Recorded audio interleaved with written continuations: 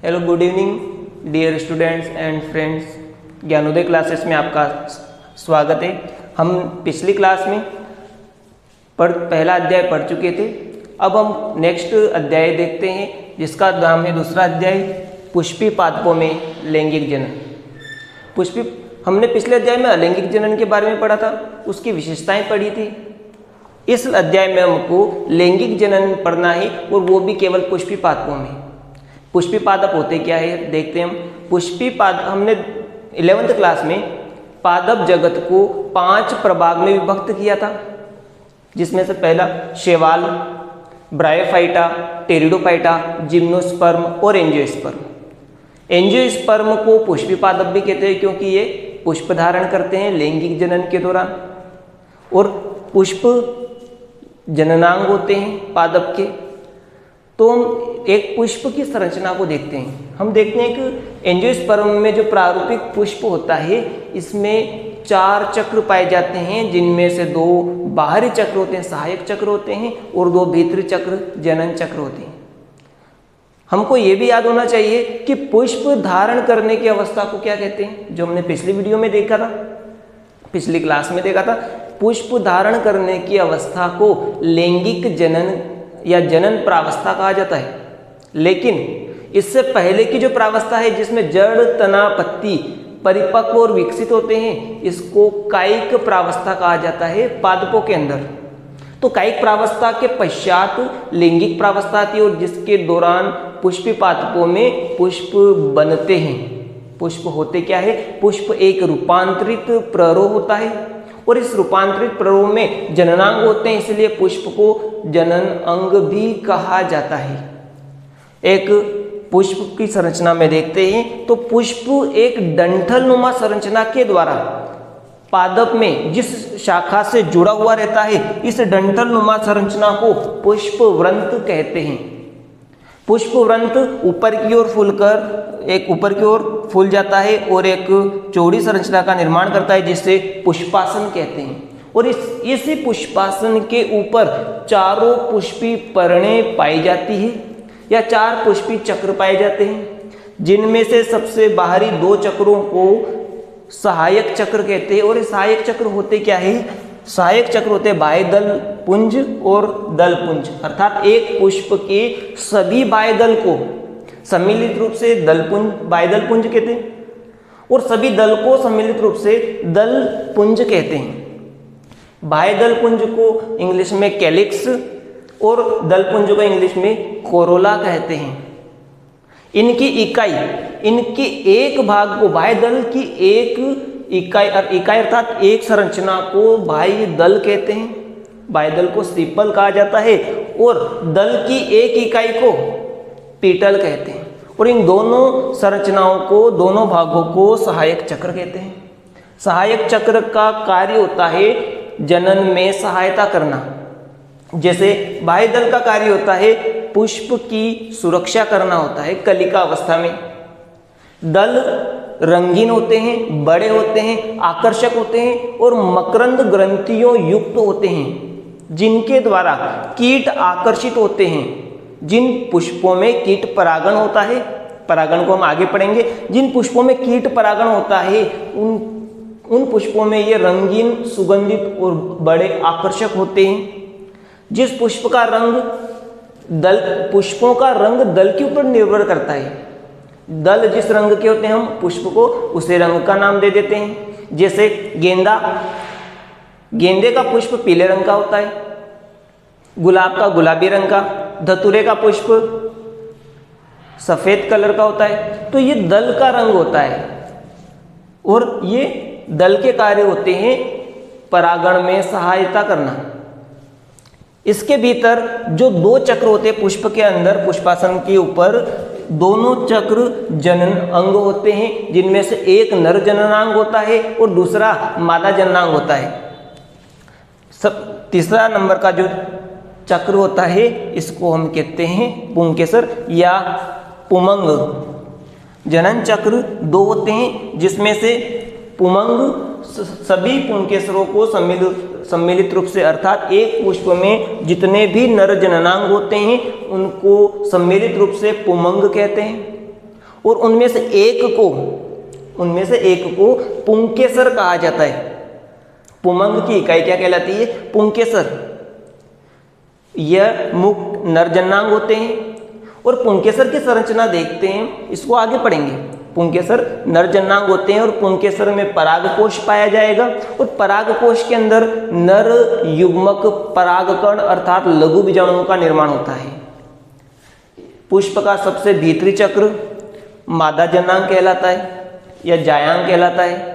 एक पुष्प में एक या अधिक जायांग होते हैं। जायांग की इकाई, मादा जन्नांग की इकाई को अंडप कहा जाता है। मादा जन्नांग की इकाई, यदि यह संरचना एक होती है मादा जन्नांग, इसको अंडप कहते हैं।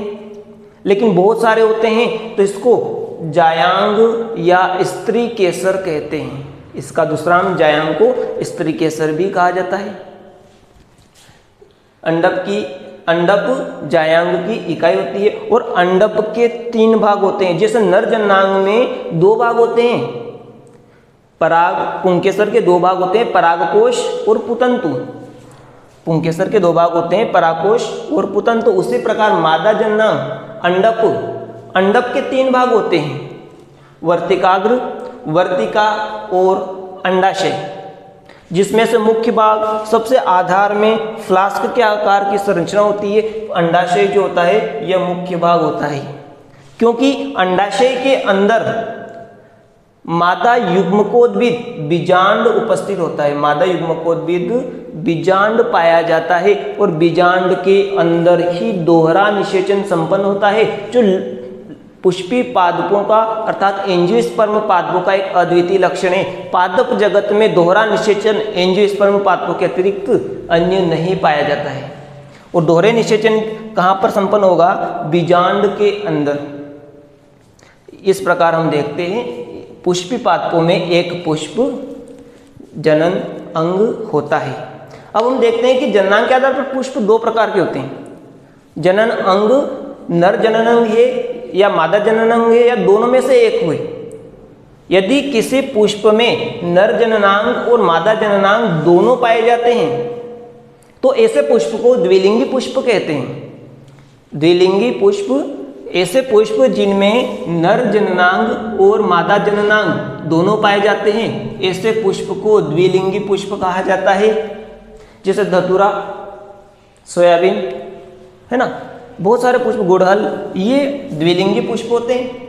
और ऐसे पुष्प जिनमें नर जननांग या मादा जननांग दोनों में से एक ही उपस्थित होते हैं, उन्हें एक लिंगी पुष्प कहते हैं। जैसे मक्का के अंदर, खजूर के अंदर, पपीता के अंदर, ये इनके अंदर जो पुष्प होते हैं उनमें या तो नर जन्नांग या मादा जन्नांग, स्त्री पुष्प या नर पुष्प पाए जाएंगे। ऐसे पुष्प को एक लिंगी पुष्प कहते हैं।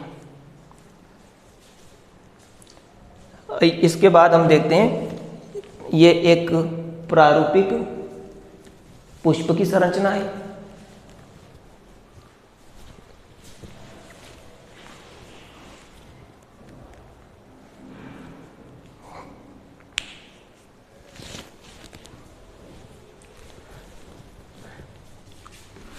एक प्रारूपिक पुष्प की संरचना के पश्चात हम पढ़ेंगे पुंकेसर अर्थात नर जननांग। नर जननांग जिन्हें हम क्या कहते हैं? पुंकेसर कहते हैं। और पुंकेसर पुष्प के नर जननांग होते हैं। पुंकेसर के 2 भाग होते हैं। हमने जस्ट अभी देखा है कि एक प्रारूपिक पुंकेसर जो होता है, इस पुंकेसर के 2 भाग होते हैं। पहला भाग डंठलनुमा, और जो जननक्षम नहीं होगा, जिनमें जनन की क्षमता नहीं होती है, डंठलनुमा जो संरचना होती है, इस संरचना को पुतंतु कहते हैं, देख चुके थे हम। और ऊपरी फुली हुई संरचना को कहा जाता है परागकोश, जो मुख्य नरजन जिसके अंदर लघु बीजाणुधानियां पाई जाती है परागकोश के अंदर, और इन लघु बीजाणुधानियों के अंदर लघु बीजाणुओं का निर्माण होता है। परागकोश के अंदर लघु बीजाणुधानियां होती है और लघु बीजाणुधानियों के अंदर पराग कण का निर्माण होता है। तो देखते हम एक परागकोश की TS काटने पर परागकोश की टीएस काटने पर सामान्यतः परागकोश जो होता है इसमें 2 पालियां दिखाई देती हैं। परागकोश के अंदर 2 पालियां होती है और प्रत्येक पाली के अंदर, प्रत्येक पाली के अंदर 2 कोष्ठ होते हैं। एक पाली के अंदर, प्रत्येक पाली के अंदर कितने 2 कोष्ठ होते हैं। अर्थात हम कहते हैं कि एक प्रारूपिक नर जननांग पुंकेसर और पुंकेसर के परागकोश में 2 पालियां पाई जाएगी और 4 कोष्ठ पाए जाएंगे और प्रत्येक कोष्ठ के अंदर एक बीजाणु जनन उत्तक युक्त संरचना पाई जाएगी जो लघु बीजाणुधानी कहलाती है। और इस प्रकार एक पुष्प में 2 पालियां और 4 लघु बीजाणुधानियां पाई जाती है। एक पुष्प में 2 पालियां, एक परागकोश में 2 पालियां और 4 लघु बीजाणुधानियां पाई जाती है, जिसकी संरचना को वो देखते हैं।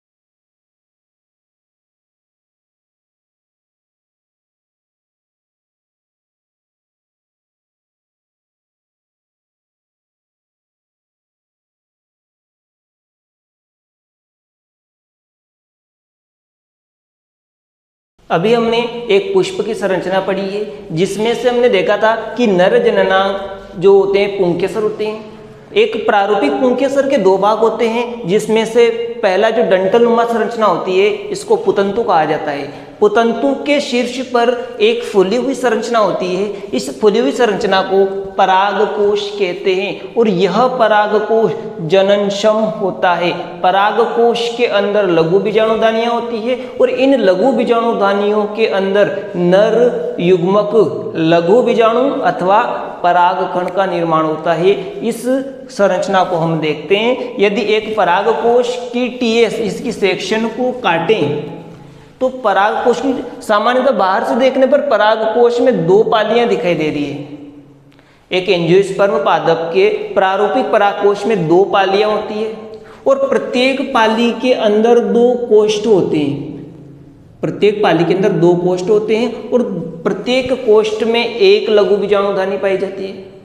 एक पाली में 2 कोष्ठ और 2 लघु बीजाणुधानियां होती है। तो 2 पालियों के अंदर, ये 2 पालियां हैं परागकोश की, इन 2 पालियों के अंदर 2 कोष्ठ है और 2 कोष्ठ के अंदर 2 लघु बीजाणुधानियां होती है। अर्थात एक प्रारूपिक परागकोश द्विपालित चतुर लघु बीजाणुधानिक होता है जिसमें से हम इसकी टीएस को देखते हैं। तो हमने यहाँ पर एक टीएस का डायग्राम बनाया है जिसमें से आधा भाग बनाया है, आधा भाग नहीं बनाया क्योंकि बहुत अभी थोड़ा सा टाइम लगेगा। तो इसमें से आधा भाग इसको देखते हैं हम।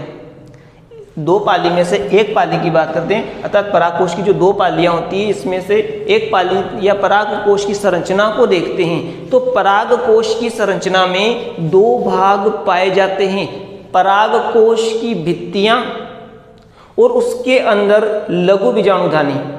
परागकोश की भित्तियां होती है, परागकोश भित्तियां और बी पोर्शन होता है इसका लघु बीजाणु जनन उत्तक या लघु बीजाणुधानी पाई जाएगी।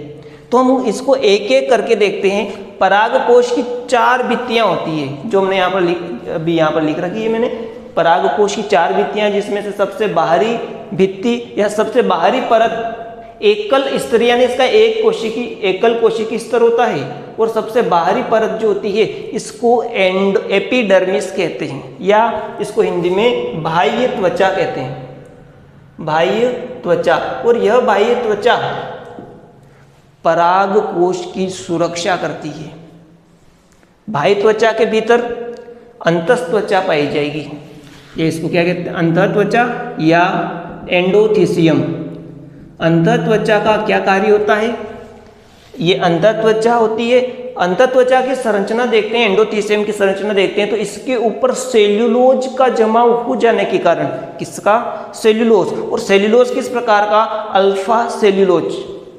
अल्फा सेल्यूलोज का जमाव हो जाने के कारण इसकी भित्तियां जो होती है वो मोटी हो जाती है और अल्फा सेल्यूलोज का जो जमाव होता है इसकी आंतरिक अंदर वाली और अरी भित्तियों पर होता है।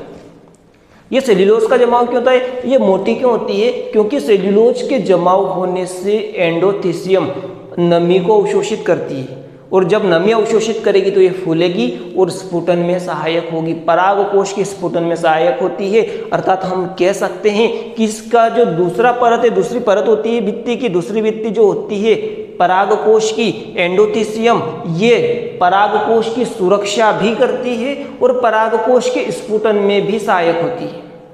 इसकी तीसरी परत मध्य परत कहलाती है, जिसमें 1 से 3 स्तरें होती है, 1 से 3 स्तर पाई जाती है कोशिकाओं के 1 स्तर से लेकर 3 स्तर पाई जाएगी और इसके अंदर पोषक पदार्थ संग्रहित होते हैं। मध्य परत के अंदर पोषक पदार्थ पाए जाते हैं और ये पोषक पदार्थ जब लघु बीजाणुधानी के अंदर लघु बीजाणु का निर्माण होता है उस समय यहां से मध्य परत से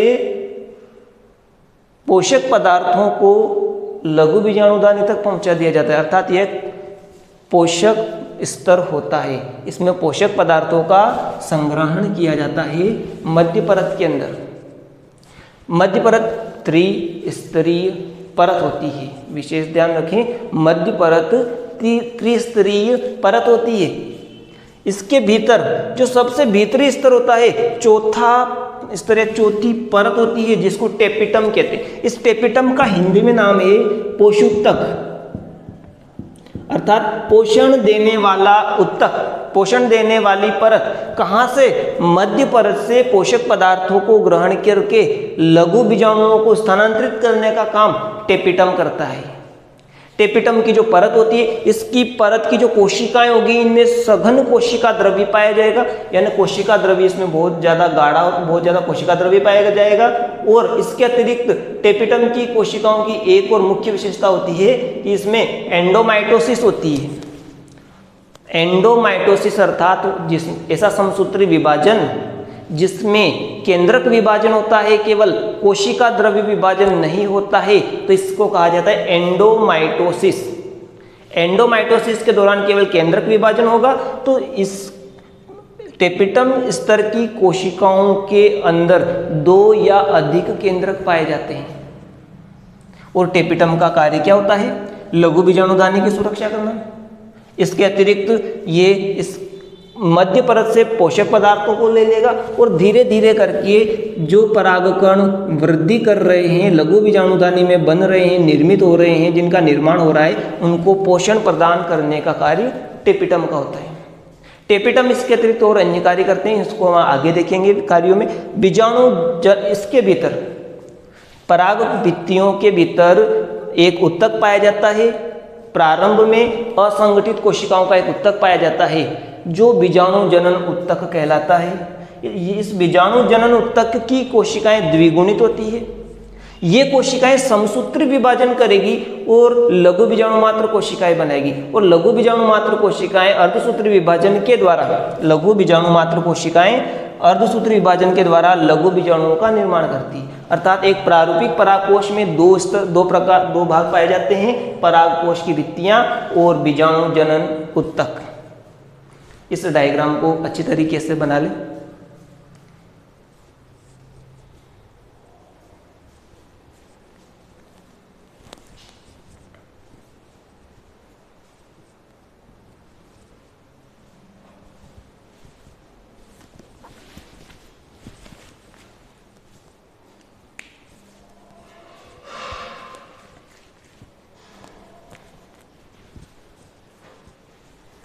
अभी हमने जो संरचना बनाई है, इस संरचना का यदि हम वर्णन करते हैं, है ना, तो सेम वही वर्णन होता है, लेकिन इनमें से कुछ एक्स्ट्रा लिखते हैं, जैसे टेपिटम के कार्य।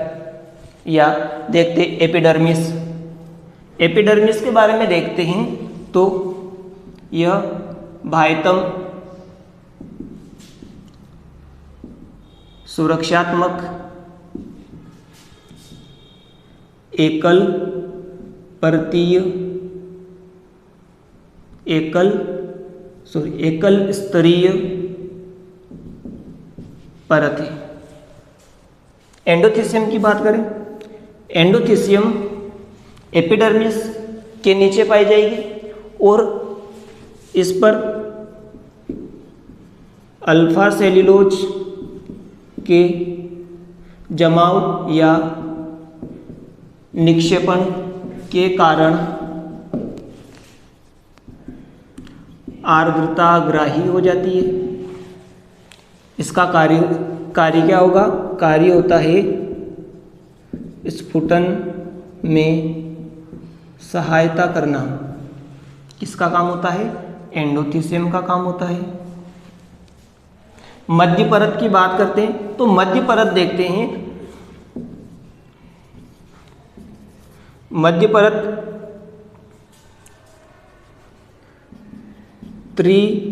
सामान्यतः 1 से 3 स्तरीय होती है। इसमें पोषक पदार्थ का संचय होता है और परिपक्व पराकोश में मध्य परत अनुपस्थित होती है। बहुत इंपॉर्टेंट, परिपक्व परागकोश में अपघटित हो जाती है। चौथा स्तर जो होता है टेपिटम। टेपिटम जो होता है, इस टेपिटम की बात करें तो टेपिटम का काम क्या होता है? लघु बीजाणुधानी की सुरक्षा करना, पोषक पदार्थ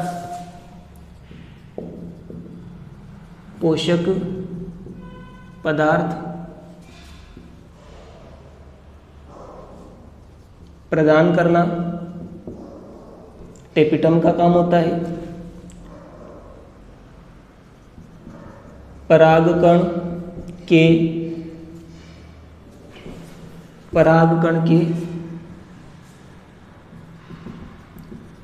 बाह्य चोल का निर्माण करना,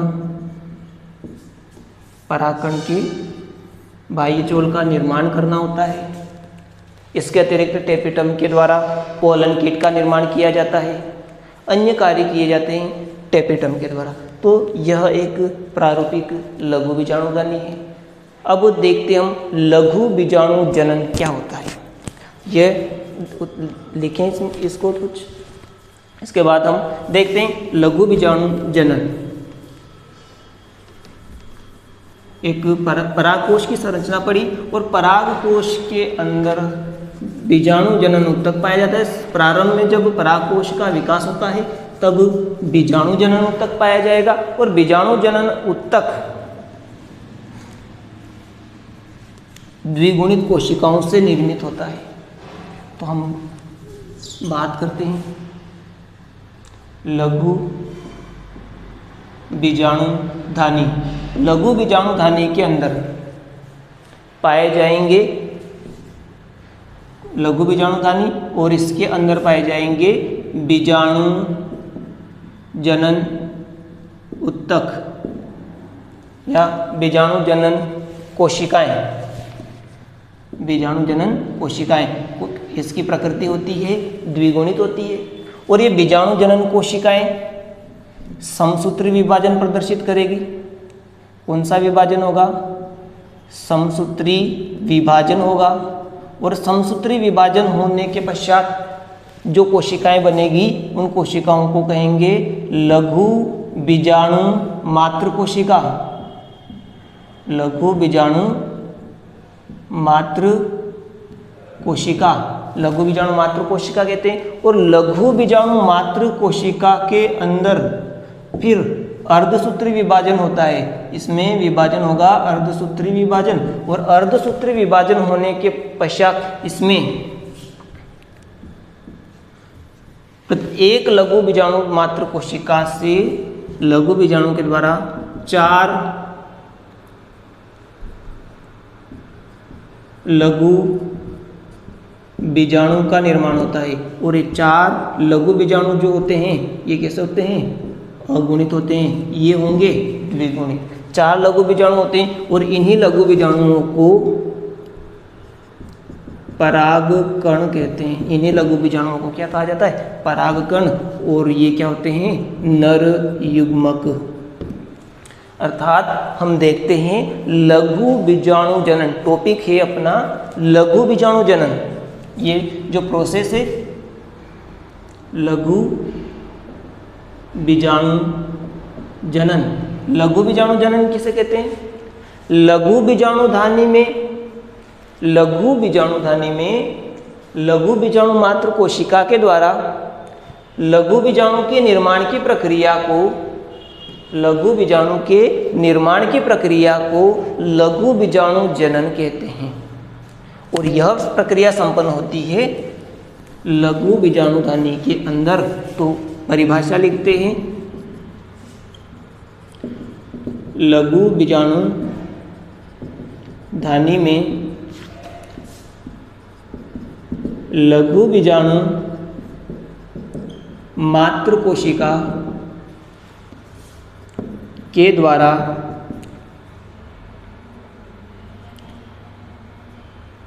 अर्धसूत्री विभाजन के फलस्वरूप